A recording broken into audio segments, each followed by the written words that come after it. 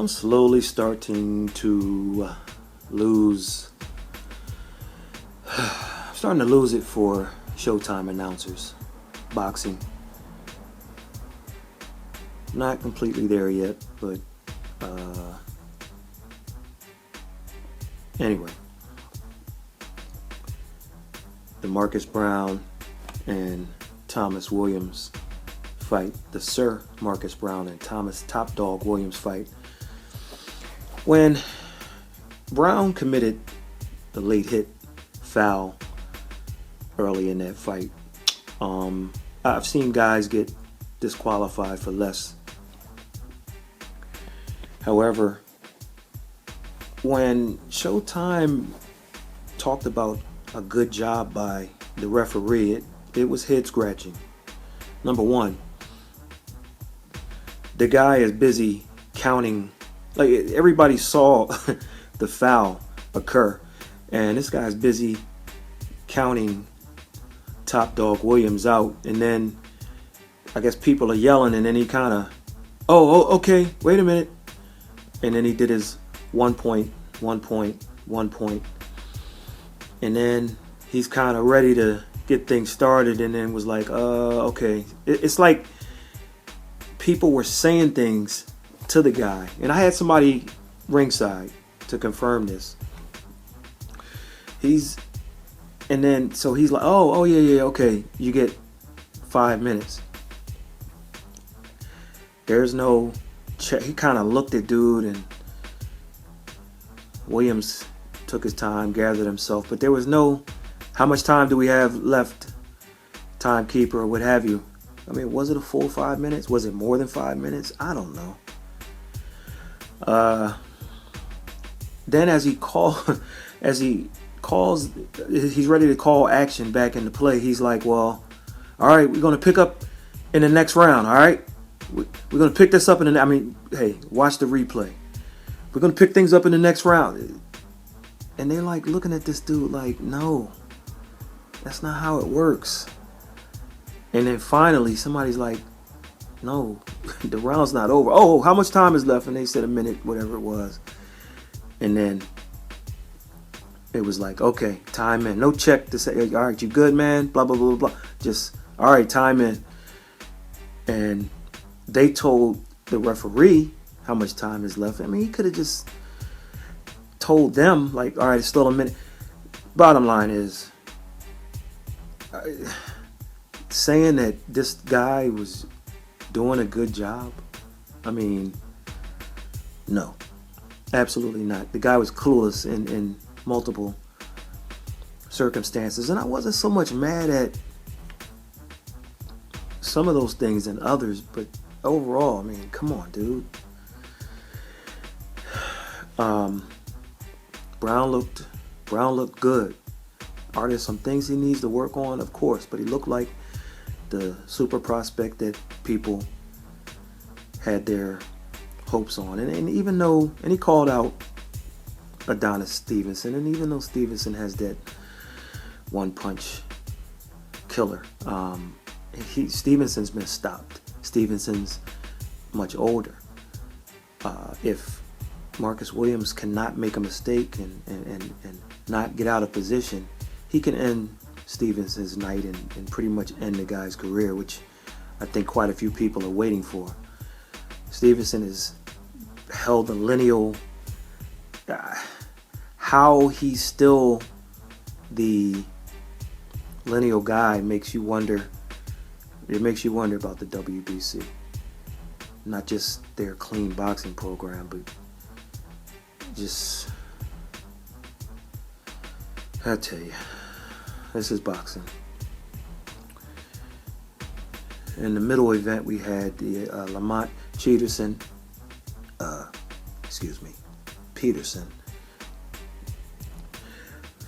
fighting David Avanesian. It was Avanesian all the way till tonight, and Avanesian, you remember, barely, and I really, really wish it wasn't barely. I wish it wasn't barely, but he barely beat Shane Mosley, who would have immediately fought Keith Thurman if he would have won that belt. And I think it would have been, I think Mosley would have came to party, especially with those body shots. I really wish it would have turned out a different way. Because it's Avanesyan, he had to do this interim thing before fighting the winner of Thurman and Thurman and Danny Garcia's unification bout in March. Well, he lost, so he won't. Peterson won. I thought it was extremely close. I didn't see the 117, 111 that Al Bernstein. I'm starting to lose. Anyway, it was a decent fight. And when you talk about power punching, once again, if a guy doesn't hit hard, most people want to score who landed the harder punches. But if you know a guy like a Paulie Malignaggi, for example, doesn't hit hard going into a fight, then use the criterion. Okay? Effective aggressiveness, defense, ring generalship, so on and so forth. A Paulie Malignaggi power shot is a power shot, but it's never going to snap someone's neck back. So as a judge, you know that going in. So it's like, don't score it like, oh, I didn't see the ooh and ah big punches. Well, that guy can't hit. I mean, so I thought that, and what I'm trying to say is, I thought Avanesyan scored a lot more than he was being that he got credit for. Peterson, who punches harder, scored also. He landed quite a few low blows. But as it was, nobody's going to complain about that victory. And he did what he had to do, and he won. So I'm interested in seeing him. He's not the WBA champion, as they say on Showtime. He's a title holder. When you have Keith Thurman, who's the, let's say, super champion, and then you have the regular champion, then you have the interim champion, and the champion emeritus, and the champion in recess, and all this other nonsense. So he's a title holder, and he admitted it before the fight. He's like, man, I look at myself as the contender. So maybe he gets I think if Danny Garcia wins, to be honest, I think Garcia's looking for something else, something bigger. He already had his fight with Peterson and he won, and he's ready for something bigger. Maybe they put Peterson in with BRONER if Garcia wins, and then or vacates, or I don't know how it's going to play out. Or maybe he'll fight him again. I don't know. In the main event, controversy again. There is no man in the pros who has cleanly beaten ADRIEN Granados. Good fight, close fight. I thought Granados did enough to win. And if you're in Cincinnati, if you're in your hometown, and one judge is scoring it for you by 4 points, but the other judge is giving it to your opponent by that same score, and then the absolute closest you can get without being a draw, without the fight being a draw, is the deciding score. All I'm saying is, you know what it is. That's all I'm saying. Broner, to his credit, he had a counter jab and a lead and a regular one jab. It was on point tonight, and it had better have been on point. He had to be sharp, and he was sharp. The hook was there also. I thought Adrian Broner missed multiple opportunities for an uppercut as Granados was coming in and he was kind of leaning, and multiple opportunities. Let me go back real quick to Marcus Brown too. He should have got Thomas Williams. He should have gotten him out of there much sooner. I mean, there were big time counter left hand one hitter quitter opportunities for Marcus Brown. He missed just about every one of them. To his credit, he got him out. He got him out with a right hook too, but broke my man's jaw, Thomas Williams. But Williams had that quit in him a little earlier than that. Brown didn't take advantage of it, and then a couple of rounds later, I saw his corner guy go like, "What are you doing? You got a dead man in front of you." Well, back to Broner. I think that there were multiple uppercut opportunities, and on a few of them, he threw it so wild, just looking for the home run. If he would have just kind of squatted, planted his feet, boom, I think he would have caught. I think he may have dropped Granados with it. Nevertheless, Granados was busy as usual. He doubled up Broner's punch output just about. And of course he landed at a lower percentage, but well, he's throwing twice as many punches. What do you expect, people? And it was a decent fight. I mean, Broner was getting his big shots in. The cut that Granados had was from a headbutt early on, and I thought they did a good job. The busted nose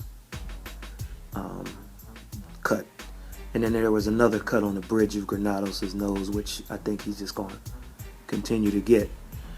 But I thought he outworked him enough to get the nod. But you know, this is boxing, hometown guys, so you know you got to bring your A+ game, and I thought the referee jumped in with the warning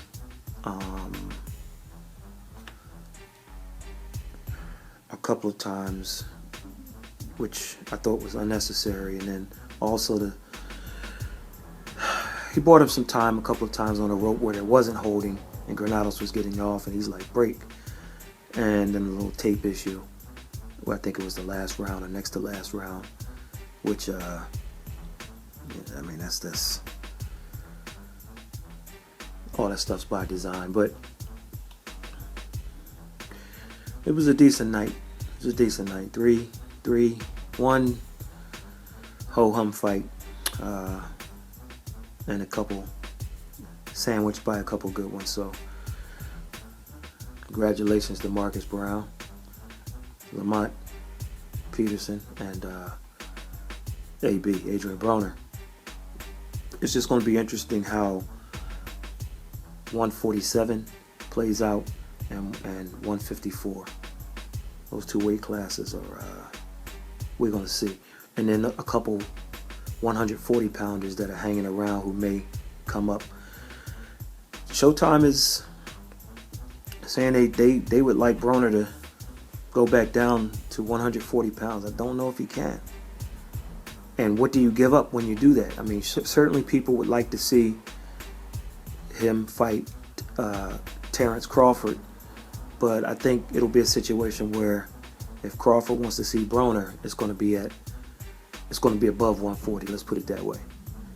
And but Broner's jab was sharp tonight, and his hook was there at times, and he threw the hook so fast and connected on Granados that a lot of you didn't see it. You would have to replay it, put it in slow motion, or just know when it's coming and watch it. Granados' body attack was good. Walked him down on occasion. Got on his toes and boxed, and he got caught coming in. I think the judges noticed that Granados got caught a lot of times coming in with some shots. But if for one judge to see it 4 points one way, if you know where I'm going with this, and another judge to see it 4 points going the other way. I mean, you got to interview those two guys. And it wasn't one of those, it depends on what you like type of fights. It wasn't one of those. So for them to be that far off, I have questions. If you look at Adrien Broner versus Paulie Malignaggi, or Manny Pacquiao versus Timothy Bradley, the first fight, those were, it depends on what you like fights. Adrien Broner, Paulie would outwork Adrien Broner every round, and then Broner would land like 2 big shots to make the crowd go, ooh. Now, if you like those 2 shots, the 2 most significant shots of the round, you give it to Broner. If you like a guy for 2 minutes and 30 seconds who's outworking the other guy, then you give it to Paulie. That's where your split decision comes in. That third judge was on the payroll. But that's where your split decision comes in. In this fight right here, you can't see it 4 rounds one way and then have another judge see it 4 rounds the other way. You can't. You have to get those 2 judges together and say, well, what are you watching here, and why? The third judge is the payroll guy. I'm going to either call it a draw or call it by 1 round for the other guy. So I don't know, but let me know what you think below, folks. Give me some comments, give me some likes, and for new people who are viewing this, think about subscribing to our YouTube channel. It's absolutely free. We will be giving away some prizes in 2017, and in order to qualify, you must be a subscription person, somebody who subscribes. Won't cost you a dime. We'll catch you on the next one.